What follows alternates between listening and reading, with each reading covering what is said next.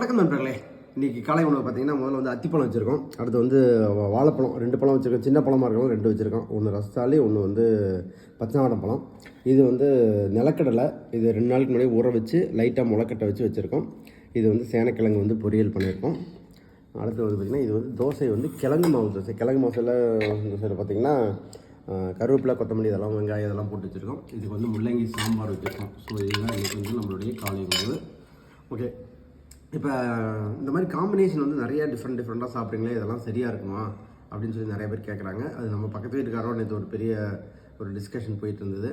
அவர் இந்த குழம்புக்கு இந்த பொரியல் தான் பண்ணணும், இந்த குழம்பு வச்சா இந்த பொரியல் பண்ணால் தான் நல்லாயிருக்கும் அப்படிங்கிற மாதிரி அவர் சொன்னார். எனக்கு உண்மையிலேயும் ஆச்சரியமாக இருந்தது. இப்படிலாம் கூட சாப்பிடுவாங்களா அப்படிங்கிறது. நம்ம என்ன அப்படின்னு பார்த்தீங்கன்னா, இது வந்து 3ஆக பிரிச்சிருக்கோம். மேக்ரோ மைக்ரோ நியூட்ரியன்ஸை வந்து கார்போஹைட்ரேட்டு, ப்ரோட்டீன்ஸு, விட்டமின்ஸ், மினரல்ஸ், அப்புறம் ஃபேட்டு, இந்த மாதிரி தான் நம்ம பிரித்து சாப்பிட்ருக்கோம்.